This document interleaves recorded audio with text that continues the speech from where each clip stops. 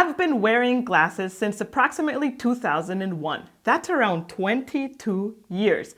I was so used to wearing glasses that I never thought what would life look like without glasses. Until a couple of friends who had eye laser surgery started telling me all these little things and big things and all the benefits and how amazing life was without glasses. That planted a small seed in my head. So I started doing some research, and that seed grew into a massive full-blown tree until one day I realized I was both financially and emotionally ready to get eye laser surgery. And that's what I did. Before this episode starts, we have a small favor to ask from you. Our goal for this year is to reach 50,000 YouTube subscribers. If you've ever liked any of our videos, if you like this channel, then please hit that subscribe button that's down here at the bottom. The bigger the channel, the bigger the reach, and the more internationals can benefit from our content to settle into life in Germany more smoothly. Thank you very much and enjoy this episode. In this video, we will talk about what the process looked like, how much did it cost, and who paid for my eye laser surgery in Germany. So what did the process look like? So like a lot of things in life, it started with step number one, which is research. So I did a lot of research of what eye laser surgery meant and what that was gonna be like for my eye and myself. So for that, I jumped onto YouTube and I watched a lot of videos, both from the doctor's perspective or surgeons, as well from patients' perspective and their experience of getting eye laser surgery. Through my research, I found that not every eye surgery is applicable to every eyeball. It highly depends on the type of eye that you have and the conditions that you have in it. And for that, you definitely need to have a consultation with a surgeon for them to analyze your eyes and see what is possible. I know the surgery is not done on the eyeball per se. It was just a funny thing to say now. When it comes to eye laser surgery, it's quite a popular thing nowadays, and you can definitely, depending on your city, find more than one clinic to get this treatment done. Here in Düsseldorf, we actually only went to one clinic and chose that clinic on the spot because we liked the ambience and the treatment and the surgeon that we spoke to.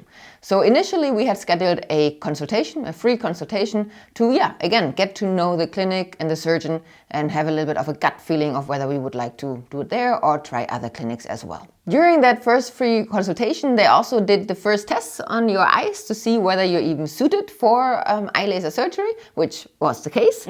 You're very happy about that. And then in the conversation with the surgeon, he actually asked if we would like to proceed already on the spot with further, more detailed, more extensive examinations, which would take up to 3 hours, quite a long time, and also would already cost 800 euros. If you would go ahead afterwards and really do the surgery, that would be part of the price. If not, we would need to pay them out of pocket. Yes, so these examinations really are everything and anything regarding your eye. I'm not going to go into detail. They have different machines to measure different kinds of things. The whole process was pain-free, except when they dropped it felt like acid drops in my eyes to dilate my pupils for a certain specific examination.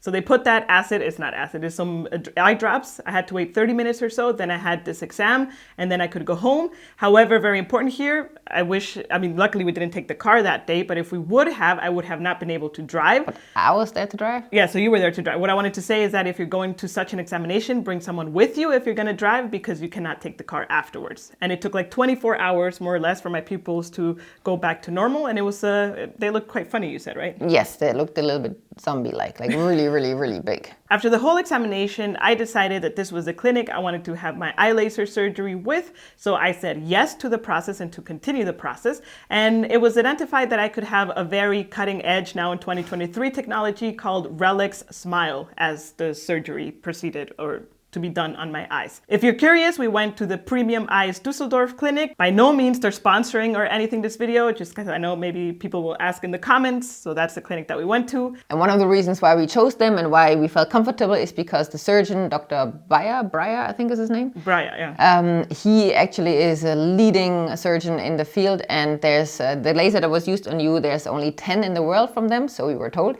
And he developed the laser amongst other surgeons, so that's why he has one. So that was pretty cool. Yeah, so kind of like sold on the spot. So after that consultation, we had another meeting, I was going to say termin, another appointment.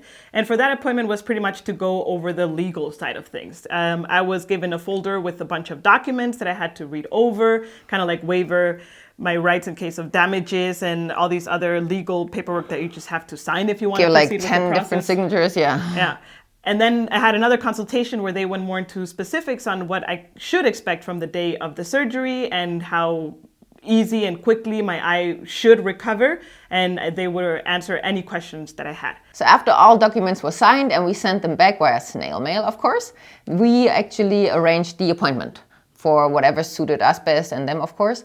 And once we had the appointment, then we also knew kind of like when to pay the invoice, because you need to pay up beforehand. Then it was time to prepare for the surgery. Actually, this came as a surprise to me because nowhere in my YouTube research and everything anyone talked about this, but I don't know if it's because of that specific kind of surgery. However, I received a paper with an eye drop calendar. So that means 2 weeks before the surgery, I had to buy a bunch of drops. There were 3 or 4 in total, and I had to take them 2 weeks before at different intervals, sometimes every 3 hours, 3 times a day, just before sleeping. And they give you this detailed calendar that you need to follow. And that is all to prepare your eye for the surgery and for the cut that's going to happen on the day of the surgery. On the morning of the surgery, we drove to the clinic and we were there for around 1.5 hours, I would say, whereas the entire treatment in the clinical room took, let's say, 10 to 15 minutes. Now, with this Relax Smile treatment, the actual cut on the retina is only 10 seconds, so that is super amazing. But of course, there's a little bit of preparation, a little bit post-preparation. How do you say that? Post-surgery. Post-work, well, whatever.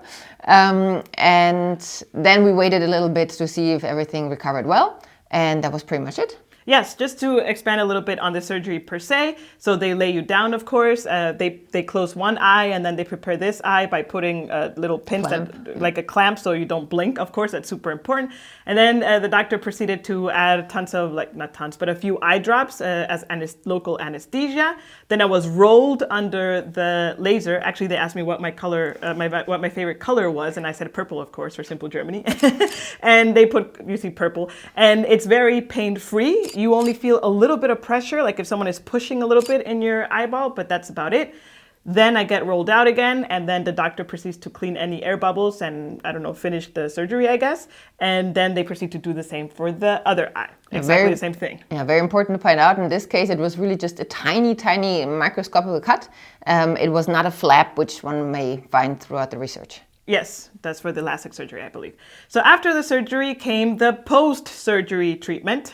So part of that is another eye drop schedule for another 3 weeks, I believe, 3 to 4 weeks. Yeah. Where again, I had to buy the specific eye drops and then put them at specific intervals. Also for the first 7 days, I slept with what Yvonne calls the fly glasses, which look like this.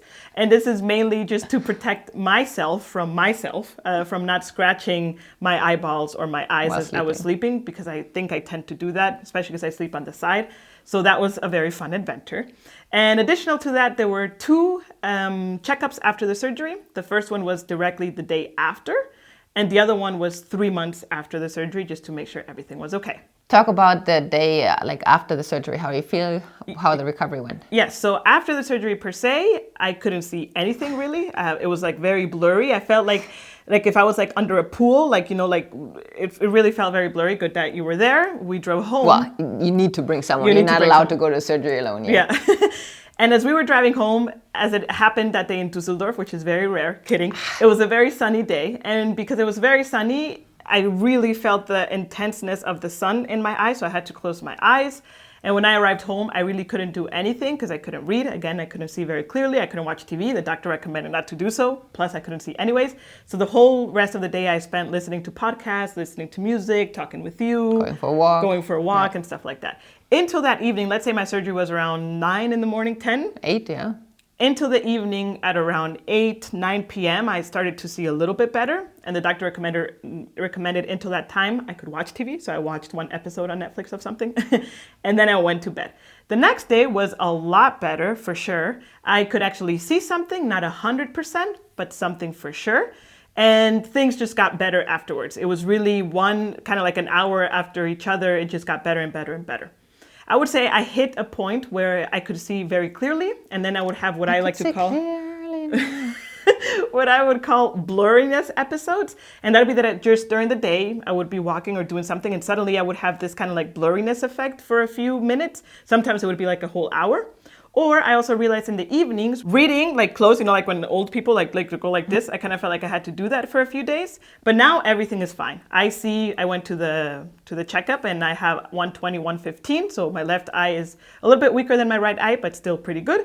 And I see clearly now without any blurriness episodes after 4 months of the surgery. And I would say also the predicted time of full recovery is set with 3 months.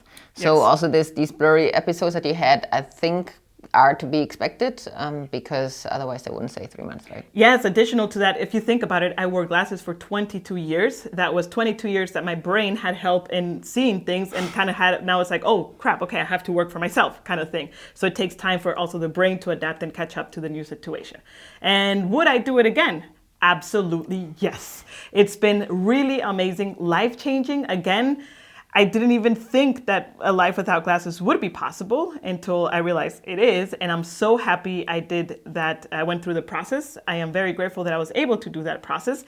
And I would highly recommend it. What are the little things that changed? Wow. So for example, simple things like watching TV and going like this without the glasses like hitting you here, listening to headphones, like around headphones and without feeling the pressure as well. Most important, walking into shops in winter or when it's raining and not having all this fogginess, being outside while it's raining and not having all the wetness on the glasses that don't let you see anything. I mean, I could continue. I could go on. Diving into water. Diving into water, being able, wow. The one thing, of course, sauna, there it's kind of like a negative because in Germany it's FKK. Now you can see clearly. Yeah. Now I can see too clearly, which is not good. Kidding. Now, of course, since we're in Germany, that's not just it, right? There is other bureaucratic steps involved to also kind of like update your life to your new eyesight, yes, health benefit, whatever you want to call it.